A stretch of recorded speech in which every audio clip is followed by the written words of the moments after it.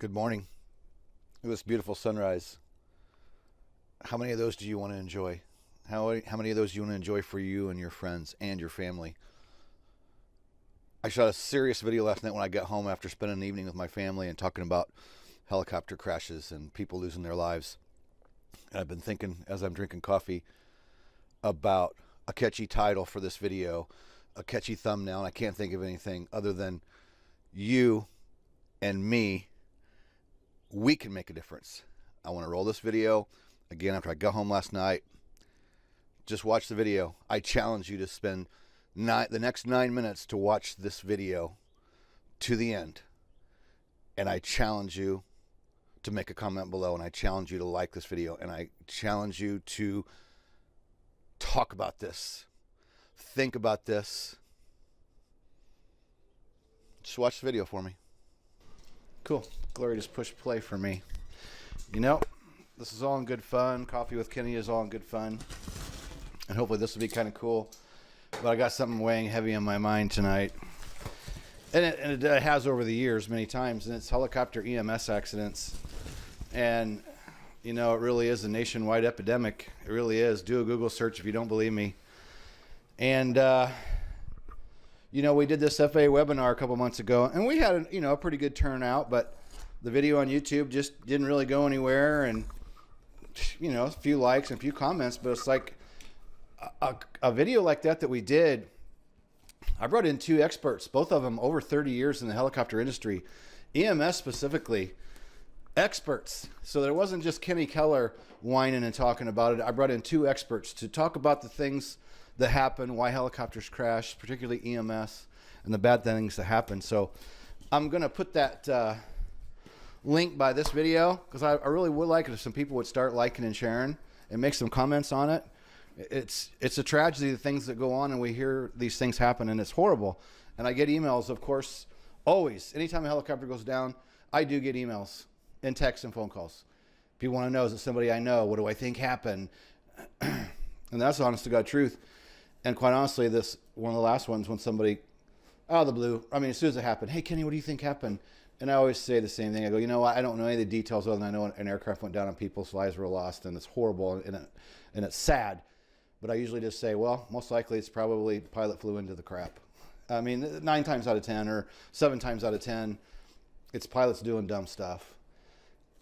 There's a million reasons why pilots do dumb things. Pressures, whether it's from themselves or their company, or they let the patient, they let the emotional part get in it. The company I worked for is no longer in existence. It was a great little company. And I can say now what they told us, because they're not even in existence. So I guess you really can't be too mad at this company. And they said, guys, you're hauling boxes of nails.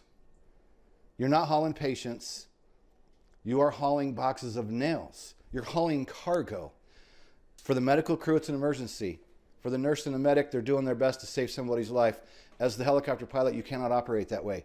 You cannot fly like it's a medical emergency. You must walk to the aircraft. And with my police and fire background, and even towing service, where they would call us in the towing service, and even though we couldn't run signal 10, they would ask us, can you hurry? We need you to use the wrecker for extrication. So I had a lifetime of that background going into helicopter EMS. And the first job that I went to, and this gentleman that was the first person to train me, is in our video on tipping the scale on the fatal helicopter accidents. And he taught me, he goes, I know you come from a law enforcement background. He goes, and fire department, he goes, we don't run to the helicopter. We walk to the helicopter. You walk around the helicopter. You pre-flight, you get in, you strap in, and you go through your checklist. And I thought that was strange at first, coming from a emergency services background. I was surprised in the beginning, but I'm not surprised after doing it. That's the way it has to be. A pilot has to be able to do his job without being pressured by the company he works for, without being pressured by the medical crew, without being pressured by the emergency personnel at the scene. People calling and, oh, we got to get you here, we got to get you here. A pilot has so many things weighing on his mind when he makes these decisions about going to fly. And sometimes maybe he may not make the right decision, and he can be trying to think clearly, but there's so many outside forces that act on a pilot. And And they tell you, oh, and by the way, when you go through the initial training, it's usually like a week, 10 days, or 2 weeks of training when you first start in helicopter EMS. What they told us, they go, oh, and by the way, you're pilot in command, you're responsible for everyone and everything. No, you're not a nurse. No, you're not a medic. You're still in charge. You're still responsible for that medical crew. You're responsible for anybody that approaches the aircraft when you're at the scene. Anything goes wrong during that flight, you are responsible. So you know what? I don't know what the answer is. Pilots making bad decisions. This isn't the fun cup that I was hoping for, but I guess I can use it for this moment in time because I'm not supervised right now. I like this. In my defense, I was left unsupervised. I don't work for anybody else. I work for me. Aircraft insured by me. I make the decisions whether I go fly or not. Luckily, I don't have that pressure anymore. Pilots put themselves in bad positions sometimes. They can have the best intentions trying to do the right thing, but they can be swayed by outside sources. And until we take away that outside pressure, I don't know how it's going to get any better. There are things I know that they're trying to put into place and they're trying to make it safer. But if you don't believe me, it's one of the most dangerous jobs in the country. Look it up on Google because you'll find out it is. It's just a horrible, and it's a dilemma. It's an epidemic. And here's the one big thing that I found really disheartening was in the rules and regulations for the first EMS company I went to work for. In the states, in their own policy, the hospital policy, if the patient doesn't fit the criteria, then you don't fly them. You refuse the flight. So as I got into this business, I kept hearing, well, we shouldn't have flown this guy. Well, he didn't need flown. This is a mountain milk run. And at a certain point, I asked the medical crew because I didn't know any better. And I'm like, hey, your hospital procedure says if they don't fit a certain criteria, you can't fly them, right? And they're like, yeah, that's right. I go, and I quite often from I hear what you say over the intercom that it's a milk run, that this person doesn't need flown, and they'd go, yeah. I'm like, so you're telling me, yeah, why are we flying them? And they'd go, oh, it's bad business to tell a hospital no. That's what they said. It's bad business because if we turn down that hospital flight, they'll just call somebody else and we lose that flight. So even if the patient doesn't meet the criteria, we're still going to fly them. And I walked away from that going, wow. So there you go.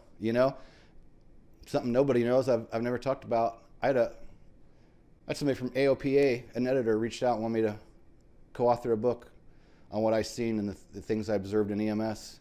And I haven't done it, because everybody says, oh, God, don't ruin your career because you talk out against EMS and it's going to be bad and you're going to be shunned from the industry.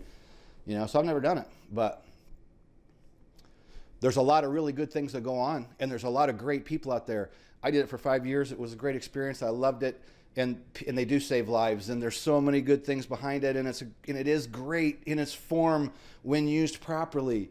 But the flip side of that is the amount of people that die in the crashes, and it's when you're flying over people's homes for that one person. You're risking the medical crew with you, you're risking the patient, and everybody's homes and businesses you're flying over to get from point A to point B if you make a bad decision. I'd love to hear some actual feedback on that, and I'm going to put the link nearby for that that video we did on the tipping the scales. On the back in survivability favor. I can't remember what we titled it, but it was basically I run into EMS helicopter experts that put their time and effort, and we put our time and effort to create this, and we'd love to get some people watching it and get the conversations going because somebody needs to stir up the industry. I got a big mouth and I'll do what I can, but don't know that that's enough. So tomorrow, I don't know if I'll use this cup because I got a whole bunch of cups. Coffee with Kenny. There'll be another something tomorrow. Coffeewithkenny.com. Hope you join us there. See you in the next video.